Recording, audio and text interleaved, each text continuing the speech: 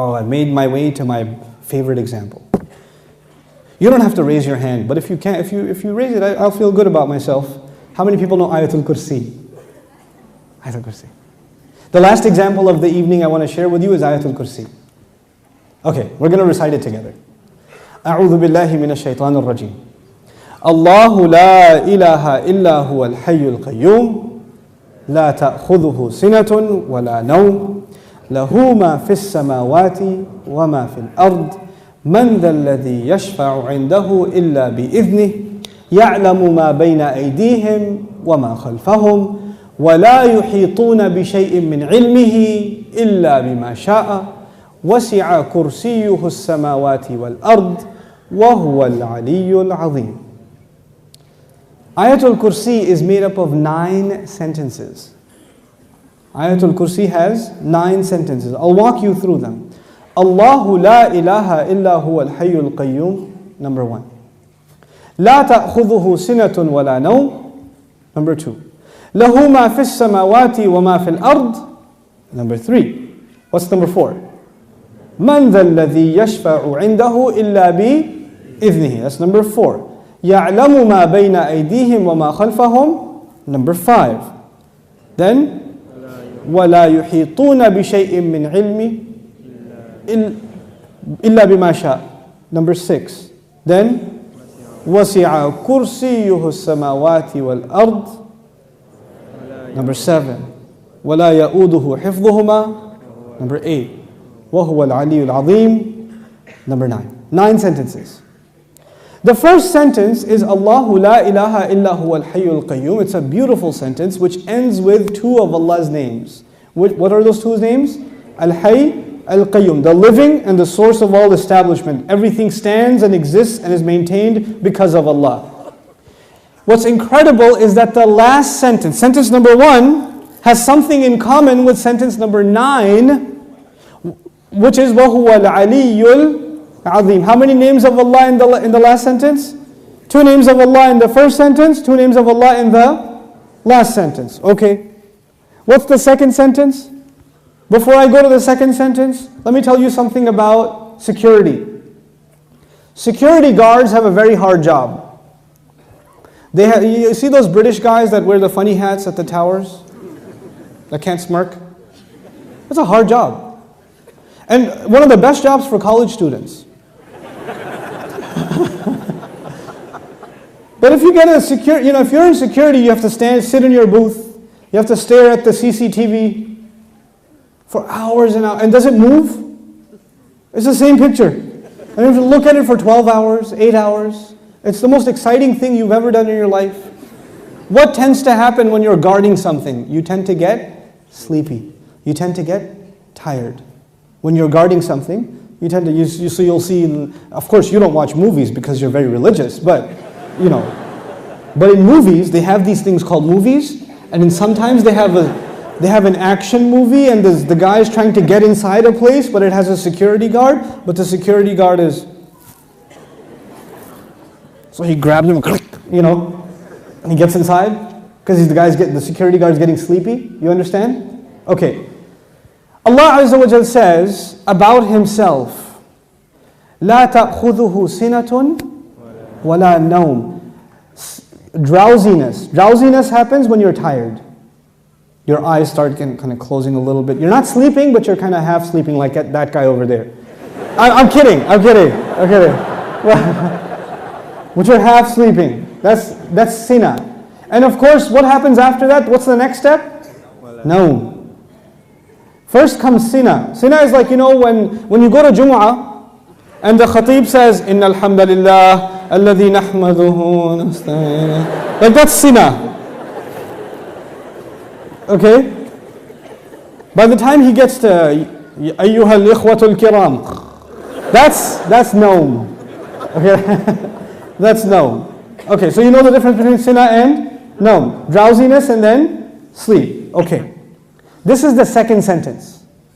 The second sentence is, these are things that creation has. Creation gets tired and it starts getting drowsy and eventually it falls to sleep. Or sometimes you tell yourself, no, I'm just closing my eyes, but I'm not sleeping. Okay, let me just close my eyes for a second. You're gone. You're finished. Okay? It's the best. This is the second sentence about sleep, about exhaustion and sleep. Drowsiness and sleep. What was the second last sentence? وَلَا يَؤُودُهُ حِفْظُهُمَا. Guarding the skies and the earth does not exhaust Allah. When someone's exhausted, what do they get? Sina and Naum. The second sentence is actually connected to the second last sentence. لا تأخذه سنة ولا نوم ولا يؤوده حفظهما. He says له ما في السماوات وما في الأرض. He owns whatever is in the sky and the earth. Now before I tell you further, you need to understand the difference between two words, two names of Allah, Malik and Malik. Two names of Allah, Malik and Malik. I hope I can explain this difference to you because it'll make you appreciate these ayat like nothing else.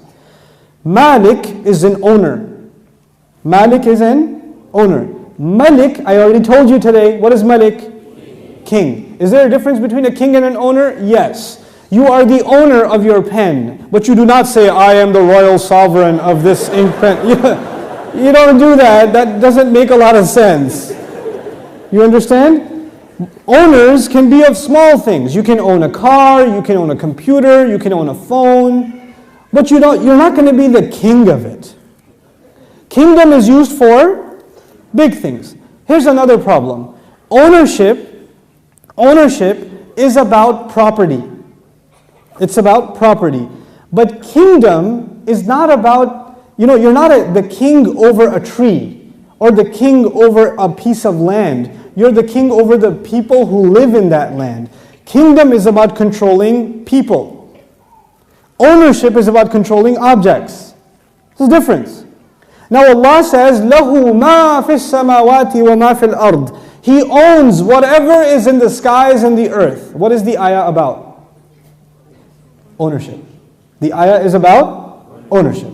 And ownership, one thing about ownership, it's micro. So every single thing is owned by Allah. Okay. What's the third last sentence? Anyone remember? وَسِعَ كُرْسِيُّهُ السَّمَاوَاتِ وَالْأَرْضِ. His throne extends to the skies and the earth. When Allah talks about His throne, He's talking about His kingdom. One dimension of control is ownership. The other dimension is kingdom. Both completing the picture. Because if you're just an owner, you're not a king. And if you're just a king, you're not an owner. By the way, let me tell you the difference also. Nowadays in some countries we have kings. You can be the king of an island. But does that mean you own everything in that island? No. Allah is the owner of all things and the king of all things. Both of them are necessary. Just because you own, and by the way, it could be that somebody owns all the property but they're not the king. Is that possible? They own the property but the king is someone else. So they have property ownership but somebody else has authority. Or somebody has authority and no property ownership. But Allah is Malik and He is Malik. The Malik part of Allah's attribute, لَهُ مَا فِي السَّمَاوَاتِ وَمَا فِي الْأَرْضِ. Third sentence. The kingdom of Allah, وَسِعَ كُرْسِيُّهُ السَّمَاوَاتِ وَالْأَرْضِ. Okay. What's the fourth sentence? Let's go back. Allahu la ilaha illa huwa al-hayyul qayyum. La ta'khudhuhu sinatun wa la nawm. Lahu ma fi as-samawati wa ma fi al-ard. What's next? Man dhal ladhi yashfa'u 'indahu illa bi idhnihi. Let's understand this ayah first.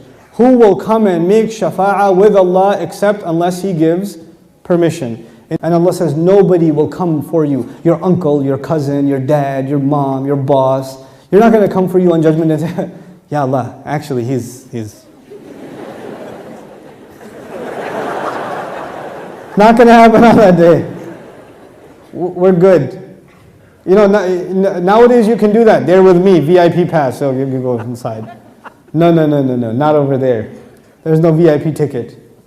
Except, the only exception is if Allah gives permission. So this ayah is about nobody having any authority unless Allah gives it to them. Nobody will have any authority, and the only exception, and the word exception is important, the exception is if Allah gives it Two then. You clear about that? Yes. Okay. وَلَا يُحِيطُونَ بِشَيْءٍ مِّنْ عِلْمِهِ. They know nothing. They can control. They encircle nothing of His knowledge. إِلَّا, except بِمَا شَاءَ.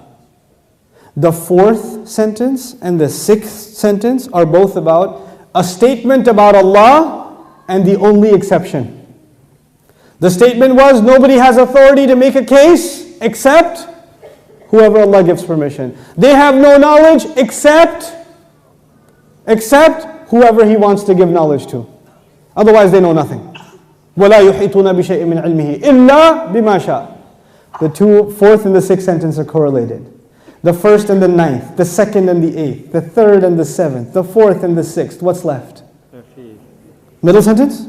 Yes. He says, يَعْلَمُ مَا بَيْنَ أَيْدِيهِمْ وَمَا خَلْفَهُمْ. Oh my God, He says He knows what is ahead of them and what is behind them.